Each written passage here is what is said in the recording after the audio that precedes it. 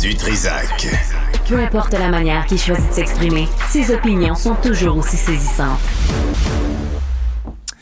Passons de la petite Italie à Côte-des-Neiges. Bonjour, Côte-des-Neiges et Notre-Dame-de-Grâce. On a avec nous Stéphanie Venezuela, qui est conseillère de ville du district de Darlington, justement dans Notre-Dame-de-Grâce, Côte-des-Neiges.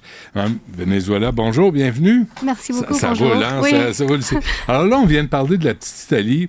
Là, parlons de... Parce que Côte-des-Neiges et Notre-Dame-de-Grâce, on n'en parle pas beaucoup dans les médias francophones, parce que c'est l'Ouest. Ouais. C'est les Anglos. C'est arrangez-vous avec vos problèmes. Ouais.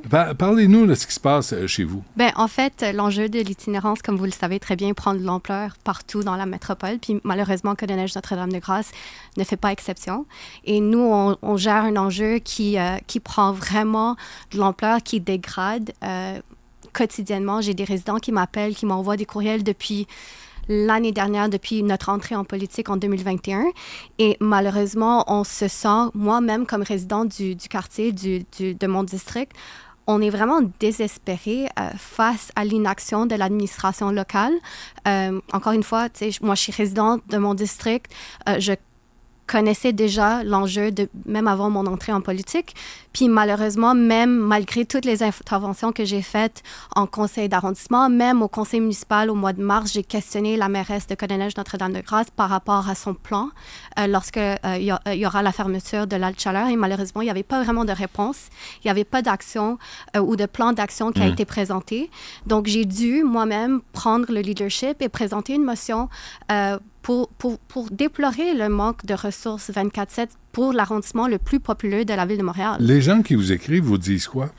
Ben, ils sont déçus et ils savent pas quoi faire parce que faut comprendre que c'est des personnes en situation d'itinérance qui n'ont pas de toit, qui n'ont pas accès à à leurs besoins. Par exemple, il n'y a pas de toilette ouverte durant le soir parce que le chalet est fermé à clé. Donc, ils vont faire leurs besoins à ciel ouvert dans le parc public. Comme ici. Oui. Puis c'est le seul parc vraiment, le parc le plus important dans mon district. Mais c'est un grand parc. Hein? C'est Valenzuela. Hein? Oui, c'est Excusez-moi, Valenzuela. là, j'avais le mauvais nom tapé dans mon texte. Excusez-moi pour ça. La réalité là, de l'itinérance, c'est avoir un peu de soins, c'est avoir des besoins comme tout le monde. C'est la base. C'est ça. Et là, ce que je comprends, c'est le parc Martin Luther King, c'est un grand parc. Oui. C'est imposant. C'est près d'une école primaire? C'est juste en face de l'école primaire. Dans le même parc, nous avons notre chalet des jeunes. Aux alentours, il y a des commerçants. C'est résidentiel. Au fin fond du parc, on a une résidence pour aînés. Donc, il y a vraiment beaucoup d'institutions aux alentours. Et c'est clair que nous, on n'a pas l'enjeu de « pas dans ma cour ». Parce que ça fait 5 ans que c'est dans leur cours. L'enjeu ici, c'est vraiment où sont les ressources et où sont les élus pour au moins trouver des solutions à court terme, à moyen terme puis à long terme. Vous posez la même question que Luciano, où sont les élus? Vous avez l'impression qu'on parle dans le vide. Là, est-ce que je me trompe, mais il y a des campements dans le parc? Bien, ça a déjà commencé. Donc, nous, on a eu une conférence de presse la semaine dernière. On est arrivés, puis il y avait déjà une tente. Puis, il faut comprendre que notre Alt-Chaleur avait fermé le 31 mars. Nous, on avait fait notre conférence de presse le 3 mai. Puis, boum, il y avait déjà une tente. Et nous, ça, c'est l'enjeu. À chaque année, à la fermeture de l'Alt-Chaleur, on voit petit à petit, jour après jour, qu'il y a des tentes qui commencent à popper un peu partout dans l'arrondissement, pas juste dans le parc Martin Luther King, mais à côté des stations de métro, dans d'autres parcs. Tous les gens qui passent par l'autoroute des Caries, lorsque vous sortez de la sortie Côte-Saint-Luc, vous allez voir les gens qui quêtent, qui demandent de l'argent, puis c'est pas un phénomène nouveau, là. Est-ce qu'il y a des conflits? Est-ce qu'il y a des plaintes? Parce que vous me faites penser à l'école Victor Rousselot, dans Saint-Henri, où on a ouvert la maison Benoît Labre, et il y a des toxicomanes, des itinérants, une école primaire juste à côté. Est-ce que vous avez vécu ça chez vous? Définitivement, c'est pas une cohabitation parfaite. Il y a une augmentation d'incidents agressif. Nous avons vu la semaine dernière qu'il y avait un incident où un homme a été poignardé. Ouais. Donc, on dans voit... le parc? Dans le parc, juste en face. Et en fait, j'ai un résident qui m'avait appelé le même soir, puis il était comme, avez-vous entendu? Moi, lui, à cause du phénomène dans le parc avec la chaleur, il avait ajouté tellement de caméras aux alentours de sa maison, puis il avait tout en vidéo. Tout l'incident était en vidéo. Donc, Attendez, les citoyens installent des caméras de surveillance tellement qu'ils sont inquiets. Oui. La mairesse, c'est Mme Katawa. Oui. Qu'est-ce qu'elle répond à ça? Ben, que je comprends, la situation est difficile, c'est un enjeu complexe, sociétal, blablabla. Bla, bla. Mais est-ce qu'on amène des actions concrètes? Est-ce qu'on amène des solutions? Est-ce qu'il y a des mesures qu'on voit qui mènent à un progrès ou à un changement? Non. 2 ans et demi, il n'y a rien. Ça fait combien de temps que vous habitez là, vous? Toute ma vie. Ah je suis oui? née dans mon district, j'ai grandi dans mon district. Donc, pour moi, c'est personnel. Ouais. Pour moi, c'est pas juste la politique. Là. C'est mon quartier, c'est mon voisinage. Oui, il y a ça, mais c'est aussi, est-ce que vous avez vu la situation dégénérer? Oui, absolument. Absolument. Tu sais, l'enjeu de l'itinérance dans Côte-des-Neiges, c'est peut-être différent de d'autres quartiers. On a un enjeu visible et invisible. Puis, lorsqu'on avait eu la pandémie, on voyait que l'invisibilité commençait à être visible. Puis là, Qu'est-ce que vous entendez par invisible? Ben, il y a une itinérance cachée où il y a des gens qui font du couchsurfing, ils vont se coucher dans leur voiture, peut-être ils partagent une chambre avec plusieurs personnes, avec des familles. Donc, avec l'Alchaleur, ils prenaient un peu de répit pour être comme loin de tout le chaos de chez soi. Mais il faut s'entendre qu'on est dans une crise de logement, on est dans une crise des opioïdes. Tout ça mène à l'ampleur que nous avons en ce moment.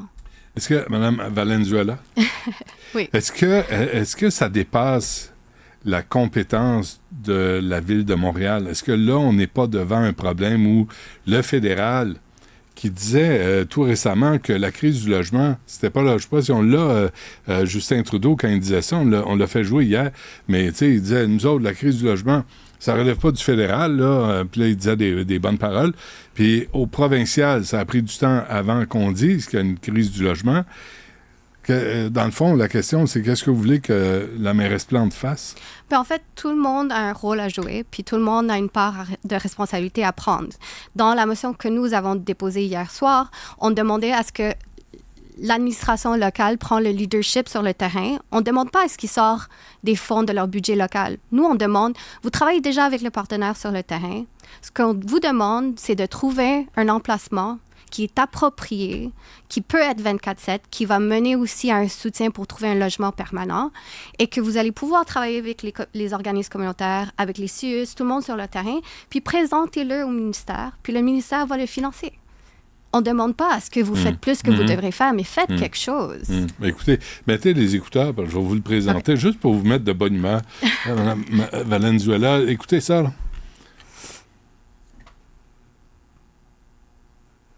On l'a, ça federal responsibility. It's, ça s'en vient. Okay. Soyez patiente. Soyez patiente comme avec je suis bien la mairesse. Hein? Je pense que je suis plus que patiente. C'est trop long. Mais, OK, là, la prochaine étape, c'est quoi? Vous êtes à Ensemble Montréal. Oui. Vous êtes... on l'a, là. Ça joue. I'll be blunt as well. Housing isn't a primary federal responsibility. It's not something that we have direct carriage of, but it is something that we can and must help with. That's something. Alors, c'est ça. C'est à distance, tu sais, ça ne relève pas du fédéral. Oui. Quand vous entendez ça, Justin Trudeau, il est revenu un peu sur ses paroles par la suite, là, mais c'est comme si hier, j'avais Mme Gagné qui annonçait qu'elle va vivre cet été dans sa fourgonnette. Oui. Rien. Pas de réaction. Il n'y a pas rien, ni au fédéral, ni au provincial, ni au municipal. Excusez-moi, là, nobody gives a fuck. Oui. C'est vraiment malheureux parce qu'on a des élus qui ont le pouvoir de changer la donne, puis ils se passent la balle constamment. Et il faut comprendre que nous, comme élus, on représente les mêmes résidents. Ouais. Donc, on devrait servir les mêmes résidents de la même manière et de la manière qu'on devrait le faire selon nos compétences. Probablement, c'est pas probablement, je sais que le logement n'est pas une compétence 100% fédérale. Mais ils ont un rôle à jouer, ils ont une part de responsabilité, puis on est tous des contribuables, municipal, provincial, fédéral. C'est de la même poche. Là. Exactement. Dans ça, c'est tout ça. Mon ami personnel, Lionel Carman, vous l'avez approché? Oui, en fait, j'ai même contacté notre élu local au niveau provincial, Mme Elizabeth Prass, qui est aussi la porte-parole de l'itinérance pour l'opposition officielle. Pour le Parti libéral. Oui, puis pour la période de questions au niveau des budgets, puis les crédits, elle avait questionné le ministre Carman concernant le besoin d'avoir une ressource 24/7 à Côte-des-Neiges, puis il était complètement d'accord. Lui, avant d'être élu, il travaillait, je pense, à Sainte-Justine, donc il connaît bien le territoire, il connaît bien les enjeux. Est-ce qu'il l'a fait? Ben, il attend la mairesse, il attend l'administration locale pour un projet clé en main. Donc, tu sais, les deux doivent communiquer et travailler. Que Lionel Carman dit, j'ai de l'argent. La mairesse, Mme Katawa, elle ne présente pas de projet. Non. Donc, il n'y a pas d'argent qui est transféré. Exactement. Puis M. Carman n'est pas capable de prendre le téléphone puis d'appeler Mme Katawa et de dire, hey, j'ai de l'argent, là, allumé. C'est comme l'œuf ou la poule. En ce moment, la mairesse Katawa dit, ben, tu sais, moi, je soutiendrais une ressource 24/7, mais ça doit venir du communautaire. Le communautaire doit prendre la charge. Je suis d'accord, il faut travailler avec les partenaires sur le terrain. Ouais. Par contre, comme vous attendez que le communautaire vous présente un projet... Au lieu de les convoquer, puis de dire, on va s'asseoir. Il manque de ressources humaines, il manque de ressources financières, puis vous voulez qu'ils prennent le petit staff qu'ils ont pour travailler sur un gros projet de même. Ouais. Prenez le leadership. On vous demande de prendre le leadership, puis ils le font pas. Eh boy, ça va pas bien, hein? Non. Moi, je veux pas... Mais, puis dans tout Montréal, là, mais Côte-des-Neiges, Notre-Dame-de-Grâce, en juillet 2023, il y a un type blessé. Il y a toujours des problèmes de santé mentale. Ouais. Il y a de la criminalité. Là. Avez-vous l'impression qu'il y en a plus qu'avant? Oh, c'est lourd comme question. Mais oui, on le voit de plus en plus souvent. Il y a des actes criminels un peu partout. C'est sûr que c'est pas à chaque instant que c'est dénoncé ou que les gens prennent le temps d'appeler la police. C'est un peu comme à cause du quartier où nous sommes. Les gens ont peur d'appeler la police des fois. Ils savent pas si c'est un enjeu où ils doivent aller jusqu'à la dénonciation au niveau de la police et les forces policières. Mais oui, on voit qu'on est dans une situation critique, que ça prend beaucoup d'ampleur, et il n'y a pas encore, je me sens comme si je me répète souvent, là, mais il n'y a vraiment pas de leadership au niveau de tous les enjeux que nous vivons en ce moment comme société. Il n'y a personne qui veut prendre leur part de la responsabilité, puis malheureusement, c'est nous comme résidents qui souffrent de l'inaction de tout le monde autour de nous. Commande des caméras de surveillance. Ça, je trouve que c'est un indicateur dans un quartier quand ça va pas bien. Ouais. Quand tout le monde commence à s'installer de la surveillance, puis de s'acheter des pitbulls, puis des carabines, puis de, tu sais, là, j'exagère un peu, là, mais on veut pas aller vers ça, on veut pas. Puis quand on voit que ça commence, ce phénomène-là, il me semble qu'on devrait intervenir. Mais on demande de la proactivité. Ouais. C'est vraiment ça. Bonne chance à vous. Stéphanie Valenzuela, je suis désolé pour le nom au début. Puis faisons le suivi, tenez-nous au courant, parce que c'est quand même pas compliqué, mais là, on a l'impression qu'on a un plan de match avec les haltes chaleur, mais après, advienne que pourra. Nous, on va suivre le dossier, puis on va continuer à talonner l'administration locale. C'est notre job. Parfait. Merci. Bonne chance. À vous.